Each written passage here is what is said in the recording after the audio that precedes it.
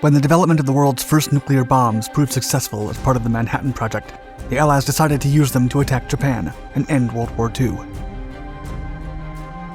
However, the United States had also been preparing an invasion of the Japanese mainland to take place in late 1945.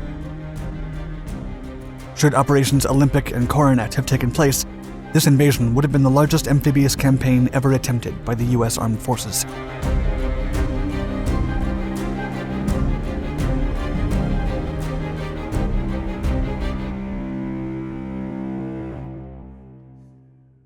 Despair. By 1945, Japan's standing in World War II was precarious, and as it worsened, their recklessness increased. Soon, elders, women, and even children were equipped with hand grenades, bamboo spears, and other weapons, ready to honor their country by abiding by Bushido, an honor code established in the 12th century that encouraged soldiers to take their own life instead of surrendering. Emperor Hirohito, revered in the country as the embodiment of the glory of the Japanese state, was constantly informed about the war, but he believed he was above politics and government. However, when the situation worsened by the spring, the emperor finally admitted what everyone feared, that the war was lost. Still, he recommended that they stall any negotiations until they won a significant battle to strengthen their bargaining position.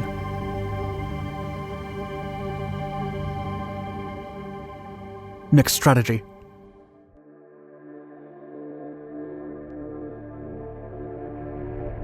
By the time Germany surrendered in May of 1945, all eyes were now on the Pacific. Although there were Allied forces in the area, almost all those closing in on Japan were American.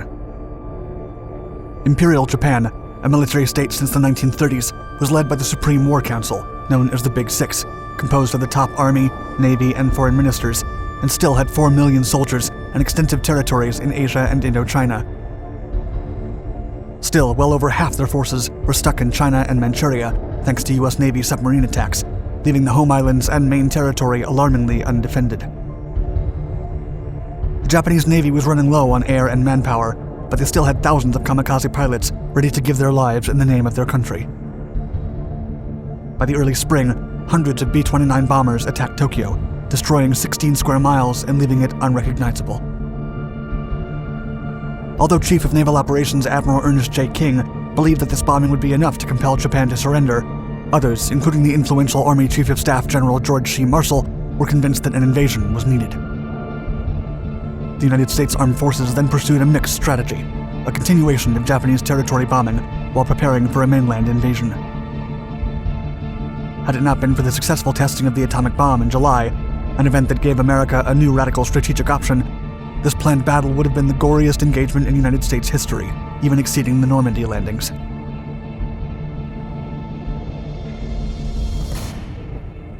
Two parts.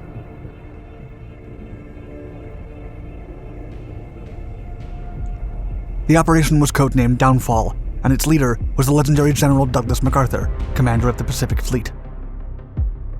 Japan's invasion called for an American Army force of over 2.5 million soldiers. Instead of returning home, 15 Army divisions and 63 air groups stationed in Europe would redeploy to the Pacific. Downfall consisted of two parts. The first, codenamed Operation Olympic, was the invasion of Kyushu, one of Japan's main islands, and would be launched in November of 1945.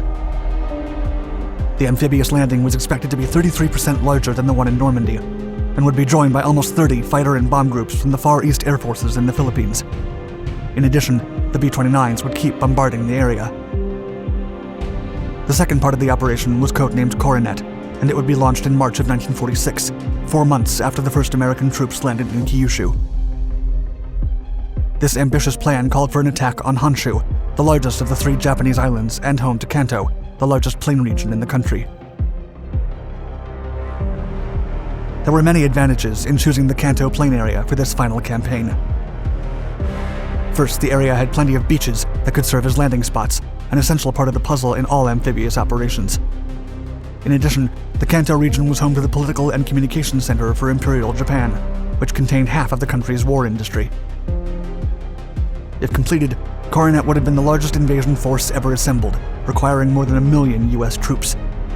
As with Olympic, all the troops would support the latter phase in the Pacific and would be augmented by units redeployed from other parts of the world.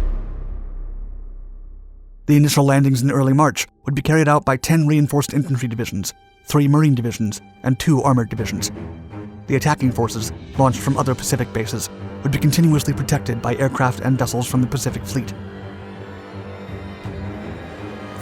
Plenty more reinforcements would come throughout the next 30 days, with airborne divisions and reserve corps arriving to continue and strengthen the attack.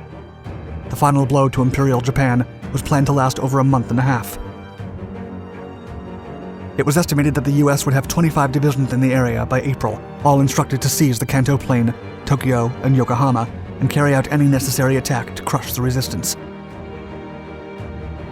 Using the airfields captured during Operation Olympic, carrier aircraft from the Pacific Fleet would join the Strategic Air Force in repeated attacks against essential areas of the Japanese home islands to destroy land and sea communication posts and other ashore targets.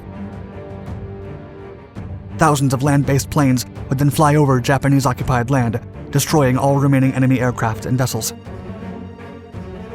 The air attacks would intensify as the final landing day approached, where the attack would culminate in an all-out effort in coordination with naval bombardment for 15 more days.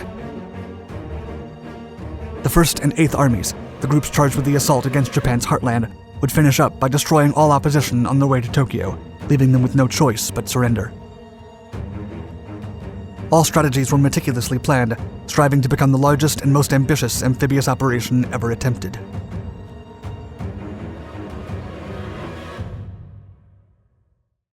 Counterplan.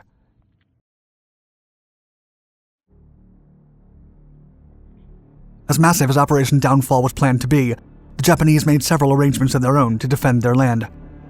In doing so, Japanese intelligence correctly estimated many of Olympic and Coronet's objectives. First, they accurately estimated that the initial landings would take place in Kyushu.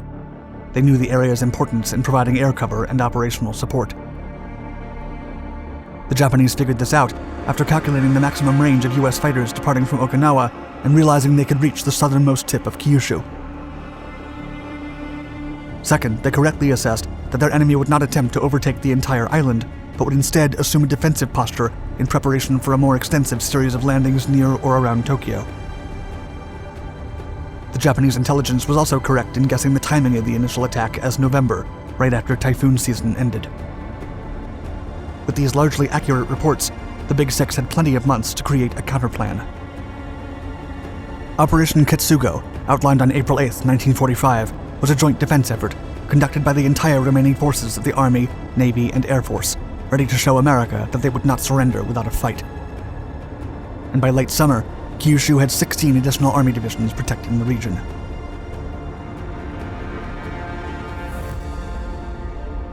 No need.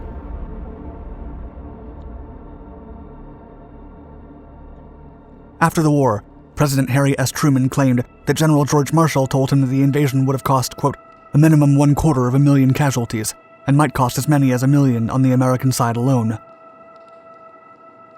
There's no concise evidence of these estimates, and almost 8 decades later, the calculation of potential casualties is still elusive. Several historians wonder if the United States Army forces would have pressed ahead with the operation, knowing the possibility of such massive losses. However, it never became a reality. On August 4, 1945, the War Planning Committee of the Joint Chiefs of Staff suggested a revision of the plan. By then, the Manhattan Project, the Allied research, and the development of the first nuclear weapon had been completed, and Operation Downfall was irrelevant. 2 days later, the first atomic bomb was dropped on top of Hiroshima. The Big Six immediately acknowledged the attack, as Japan was also working on a fission bomb. The group shrugged off the massive loss of life and held their position. However, the Soviet Union declared war on Japan 2 days later, putting further pressure on the Big Six from another powerful enemy. Then, on August 9th, a second atomic bomb was dropped on top of the Kyushu island of Nagasaki, near where the invasion would have taken place. There was no way out for Japan that wouldn't include massive casualties. On August 14th, Emperor Hirohito recorded an announcement dictating Japan's surrender and cited the massive bombings and blockades, inadequate provisions to resist an invasion, and the atomic weapons as the main reasons. The Big Six was furious and put a violent front against the Emperor's decision, even attempting to destroy the recorded memo before it was broadcast. The recording was aired a day later, finally bringing the hostilities of World War II to an end. Had Project Manhattan not proved successful, Japan's never-ending strength and determination would have forced the United States to go forward with Operation Downfall, drastically changing the course of history. Thank you for watching our Dark Seas video. Don't forget to give us a thumbs up and leave a comment below if you know of an epic overseas story that you'd like to see featured. Also hit the bell icon to receive notifications on all our newest content.